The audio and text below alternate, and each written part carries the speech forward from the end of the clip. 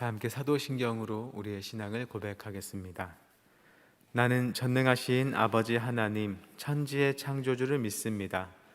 나는 그의 유일하신 아들 우리 주 예수 그리스도를 믿습니다.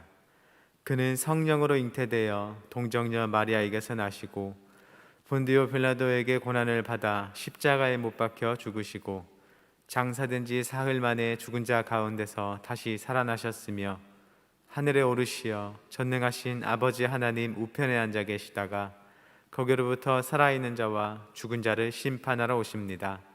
나는 성령을 믿으며 거룩한 공교회와 성도의 교제와 죄를 용서받는 것과 몸의 부활과 영생을 믿습니다. 아멘. 다 함께 찬송가 327장으로 우리 주님을 찬양하겠습니다.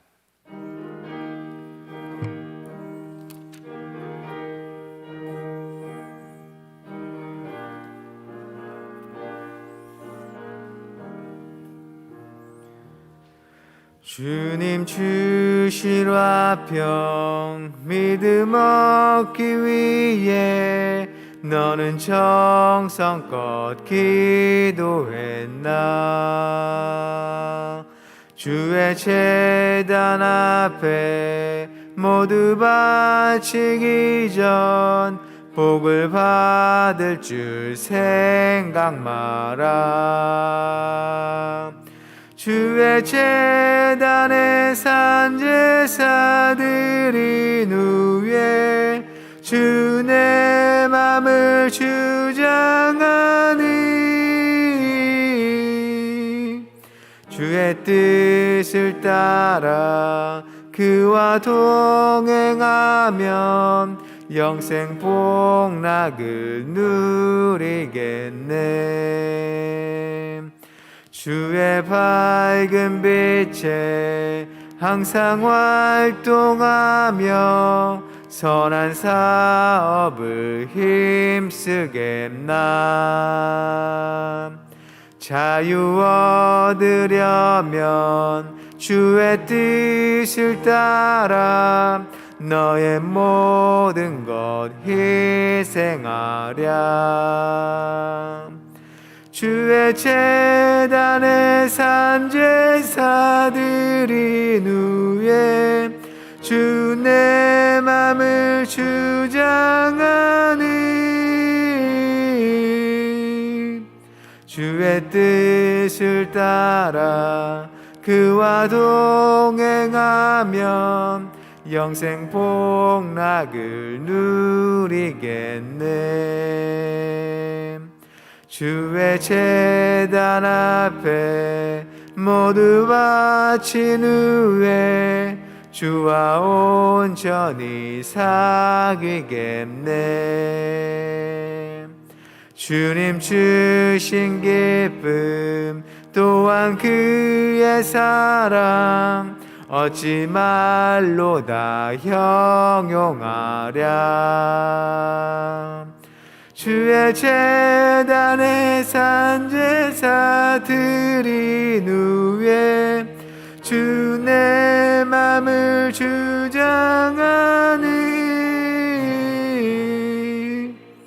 주의 뜻을 따라 그와 동행하면 영생 복락을 누리겠네.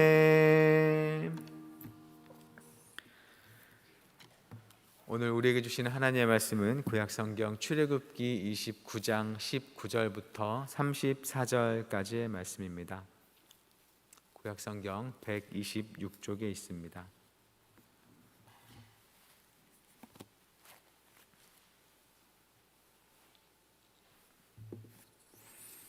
출애굽기 29장 19절부터 34절까지의 말씀을 저 여러분이 한 절씩 교독하겠습니다. 너는 다른 순양을 택하고 아론과 그 아들들은 그 순양의 머리 위에 안수할지며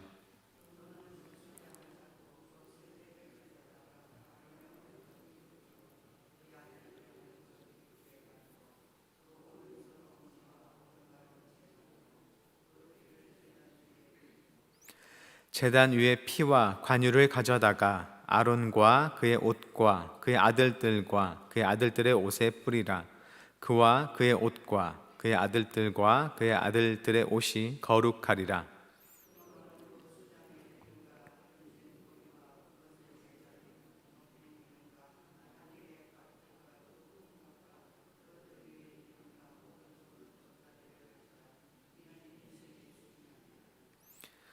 또 여호와 앞에 있는 무교병 광주리에서 떡 한 개와 기름 바른 과자 한 개와 전병 한 개를 가져다가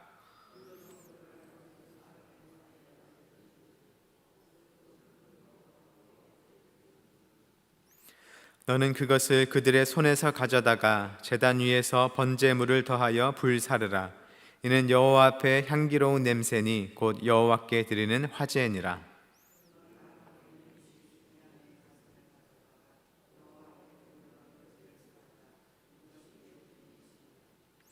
너는 그 흔든 요제물 곧 아론과 그의 아들들의 위인십 순양의 가슴과 넓적다리를 거룩하게 하라.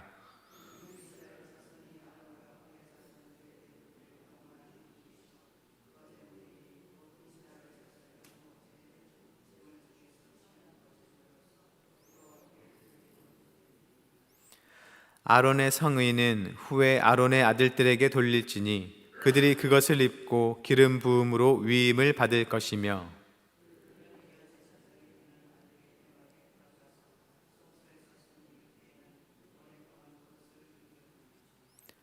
너는 위임식 순양을 가져다가 거룩한 곳에서 그 고기를 삶고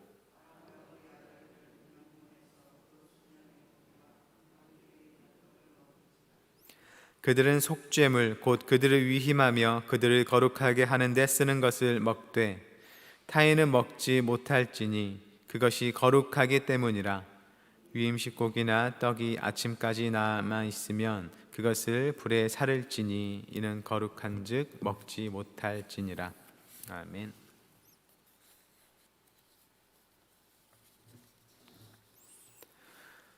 네, 오늘 본문의 앞장 28장에서 하나님께서는 제사장의 옷을 어떻게 만들어야 하는지에 대해 말씀하셨고, 이제 29장에서는 제사장 위임식을 어떻게 해야 하는지에 대해서 그 절차에 대해 말씀하십니다. 네, 오늘 본문은 19절부터이지만 그 앞부분과 함께 간략히 살펴보겠습니다. 하나님께서는 먼저 위임식에 사용될 제물에 대해 먼저 말씀하십니다. 제물로 쓰이는 종류에는 크게 동물과 곡식이 있습니다. 하나님께서 동물에 대해서는 숫송아지 한 마리 그리고 흠 없는 순양 두 마리를 말씀하셨습니다. 그리고 곡식에 관해서는 고운 밀가루로 만든 무교병, 무교과자, 무교전병을 말씀하십니다. 여기서 무교라는 것은 발효하지 않았다라는 뜻으로 만들 때 누룩을 넣지 않았다는 것인데, 누룩은 신앙과 관련해서는 죄와 부패를 상징하기 때문에 제물을 만들 때는 그것을 넣지 않도록 금지한 것으로 보입니다. 제사장으로 위임받을 대상은 아론과 그의 아들들입니다. 모세는 아론과 아론의 아들들을 성막 앞으로 데려가서 먼저 씻겨야 합니다. 그리고 아론에게는 대제사장 옷을 입히고 그의 아들들에게는 일반 제사장 옷을 입힙니다. 그리고 머리에 관유, 즉 기름을 부어서 이들을 거룩하게 합니다. 이 관유라는 물품은 뒤에 출애굽기 30장에 가면 나오는 물품인데, 간단하게 말하자면 거룩하게 하는 기름입니다. 이 관유를 성막에도 바르고 또 성막에 들어가는 기구들에도 바르고 또 제사장에게도 발라서 그 모두를 거룩하게 만드는 기능을 합니다. 그래서 이 관유는 함부로 만들어서도 안 되고 또 제사장 외에 일반 사람에게 사용해서도 안 돼서 이것을 어기면 백성 중에서 쫓겨날 것이라고 하나님께서는 경고하십니다. 이렇게 위임 받을 자들을 준비시킨 다음에 모세는 세 가지 제사를 드려야 합니다. 먼저는 숫송아지를 제물로 바치는 속죄제입니다. 이 속죄제에 대해서는 레위기에 가서야 그게 어떤 제사인지 설명이 자세히 나오는데, 말 그대로 죄를 면하기 위한, 죄를 용서하기 위한 제사로 볼 수 있습니다. 모세가 숫송아지를 이제 성막 앞으로 끌어오면 아론과 아론의 아들들은 송아지 머리에 안수를 합니다. 이 안수는 그 대상자의 머리에 손을 올린 다음에 지그시 누르는 행위를 가리키죠. 체중을 약간 싣는 것입니다. 이 안수의 의미에는 몇 가지가 있는데, 여기서는 그 아론과 그 아들들의 죄를 숫송아지에게 전가하는, 죄를 떠넘기는 행위로 볼 수 있습니다. 즉 숫송아지가 이들의 죄를 넘겨받아서 대신 죽는 것이죠.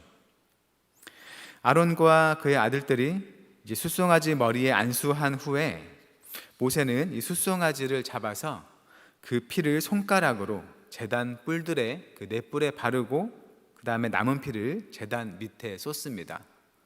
그리고 내장에 덮인 기름, 간 꺼풀, 또 콩팥과 그 위에 기름을 가져다가 제단에서 불 태운 다음에 그 다음에 송아지의 고기 그리고 가죽, 똥은 이스라엘의 진영 밖에서 다 불사릅니다. 이 제물의 부속물 중에서 특별히 기름 부위를 제단에 태워 드리는데, 그 이유에 대해서 학자마다 여러 설명이 있지만 단순하게 당시에 기름이 가장 좋은 부위로 여겨졌기 때문에 그 기름 부위를 태워 드렸구나 하고 생각하는 게 가장 무난해 보입니다. 하나님께 가장 좋은 것을 드리는 것이죠.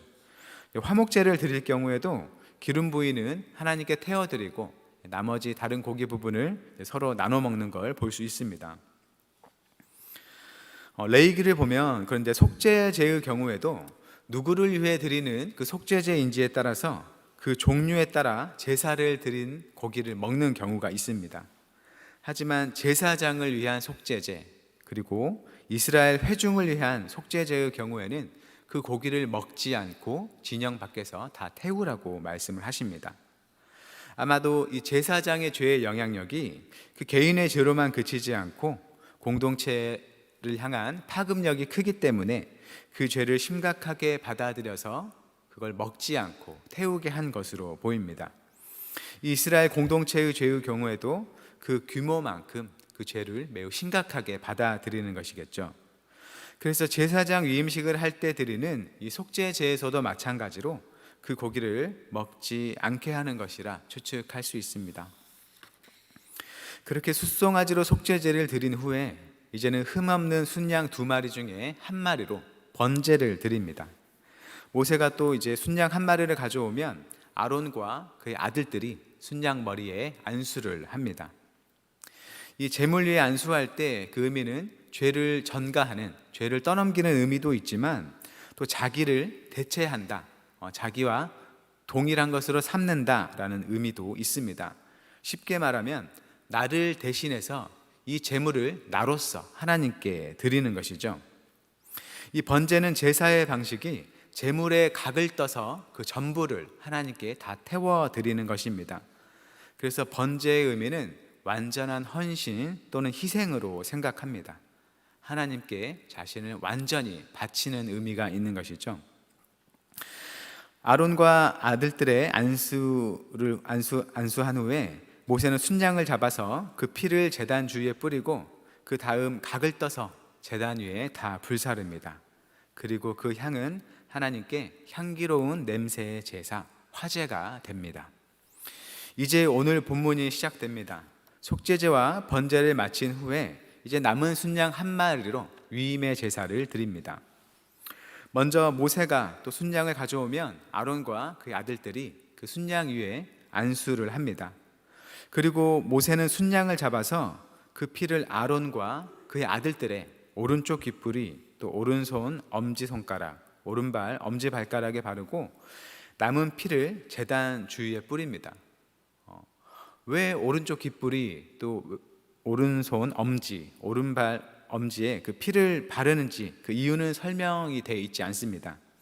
추측하건대 레위기 14장을 보면 나병 환자가 자기의 병에서 이제 치유가 돼서 다시 공동체를 회복시킬 때 그 절차가 있는데, 그때도 동일하게 그 환자의 오른쪽 귓불이와 오른손 엄지 또 오른발 엄지에 피를 바르는 걸 볼 수 있습니다. 그때 나병 환자를 가리키기를 정결함을 받을 자라고 하는 것을 보면 아마 이 오른쪽 부분에 피를 바르는 행위는 정결과 관련된 행위 더러운 것을 씻어내는 행위로 볼 수 있겠습니다. 제사장이 될 아론과 그의 아들들도 오른쪽 부위에 피를 바름으로써 깨끗하게 하는 것이죠. 그러고 나서 모세는 제단 위에 피와 관유를 가져다가 아론과 그의 옷에, 또 아론의 아들들과 그들의 옷에 뿌립니다. 아까 관유는 바르는 것을 거룩하게 하는 그런 기능을 한다고 했는데 본문 21절에 이렇게 말합니다. 제단 위에 피와 관유를 가져다가 아론과 그의 옷과 그의 아들들과 그의 아들들의 옷에 뿌리라. 그와 그의 옷과 그의 아들들과 그의 아들들의 옷이 거룩하리라. 피와 기름을 사람과 옷에 뿌려서 그 둘 모두를 거룩하게 합니다. 이 피와 관유를 섞어서 뿌렸는지 아니면 따로따로 뿌렸는지에 대해서는 알 수 없지만 여튼 이로써 이들을 제사장으로, 또 제사장만 입을 수 있는 구별된 옷으로 거룩하게 합니다.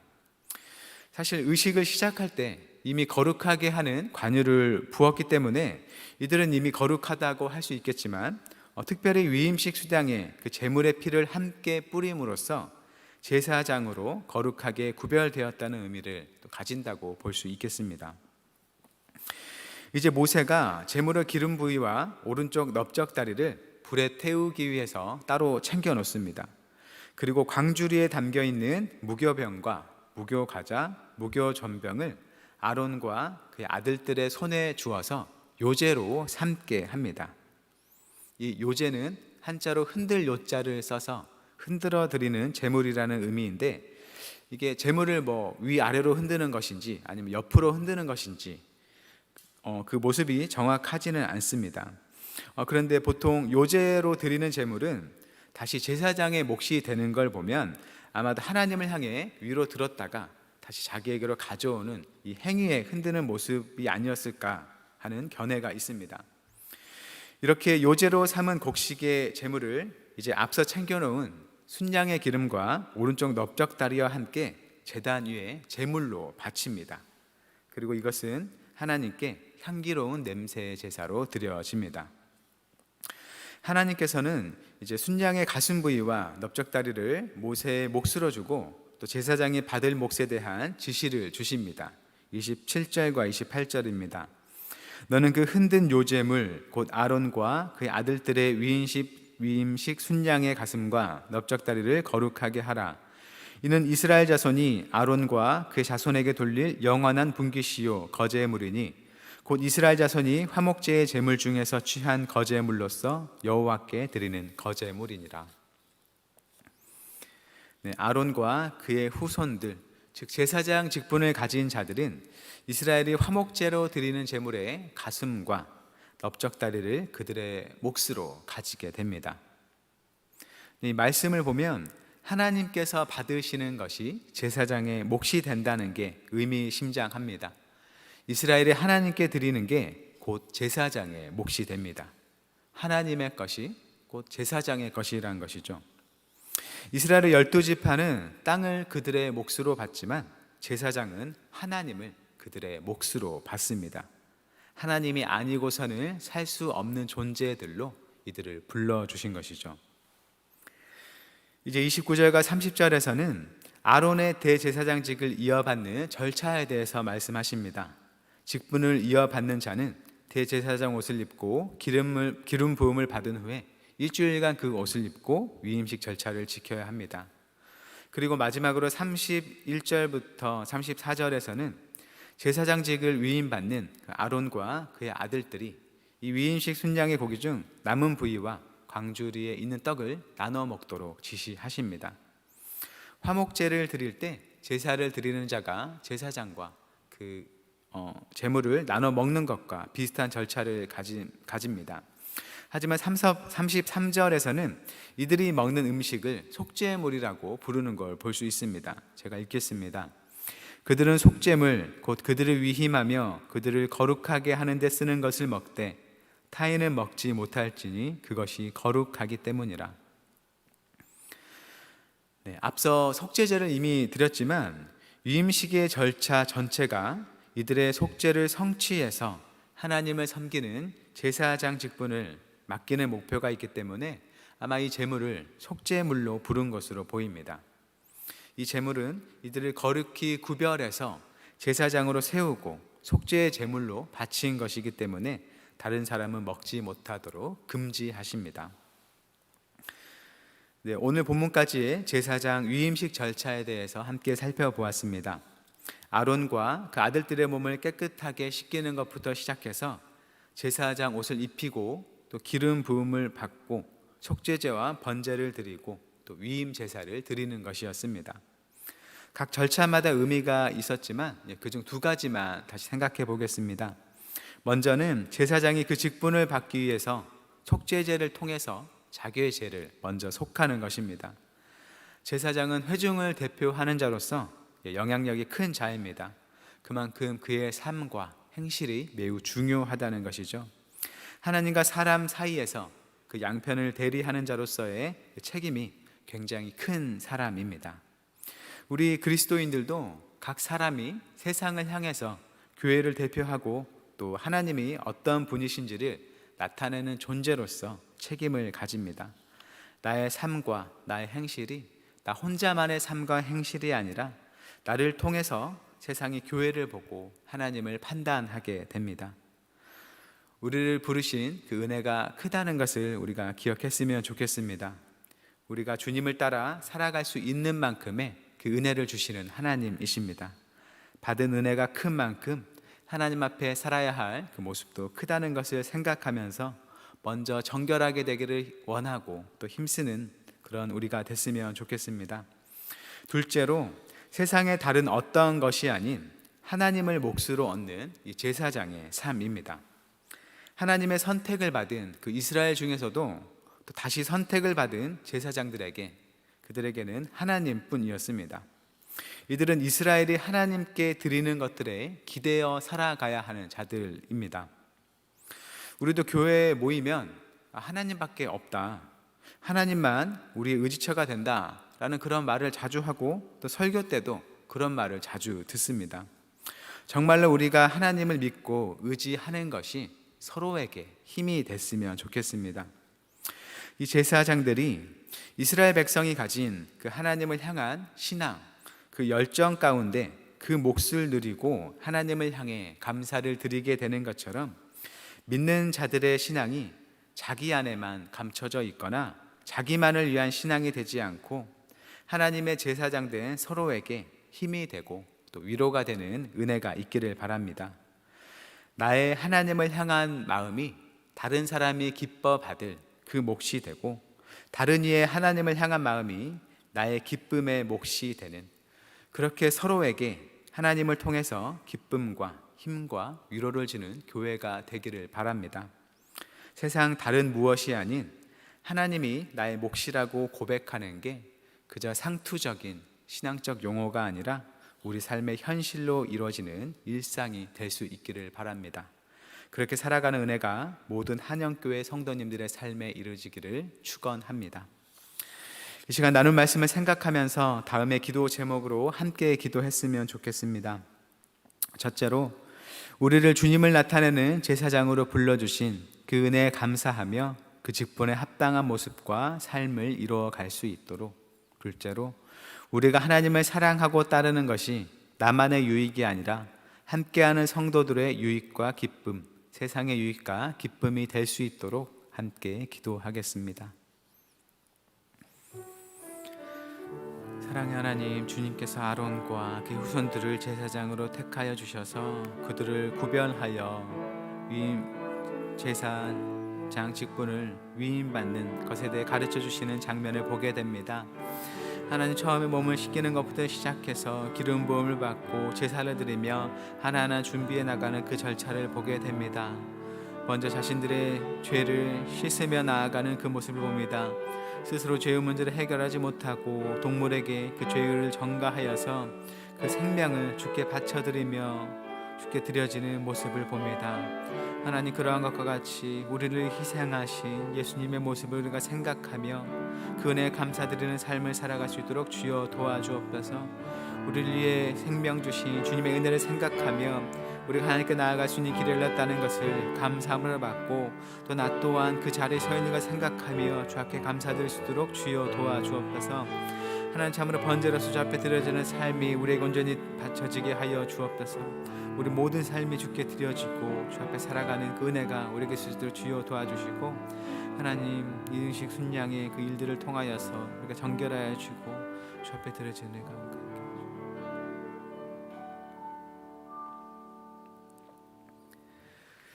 은혜와 사랑의 하나님, 주님께 부름받은 제사장이 먼저 자신의 죄를 속죄하며 그 직분에 합당한 모습을 갖춰가듯이 우리 역시 주님의 보혈을 의지하며 거룩하고 정결하도록 인도하옵소서.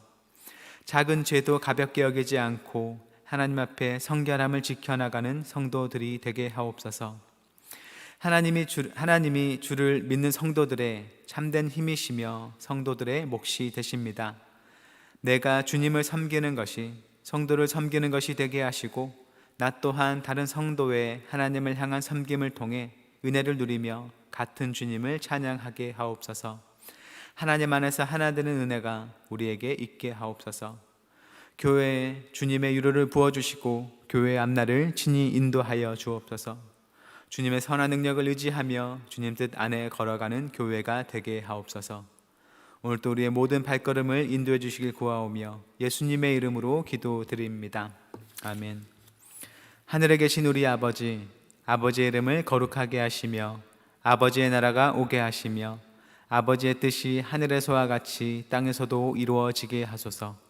오늘 우리에게 일용할 양식을 주시고 우리가 우리에게 잘못한 사람을 용서하여 준 것 같이 우리 죄를 용서하여 주시고 우리를 시험에 빠지지 않게 하시고 악에서 구하소서. 나라와 권능과 영광이 영원히 아버지의 것입니다. 아멘.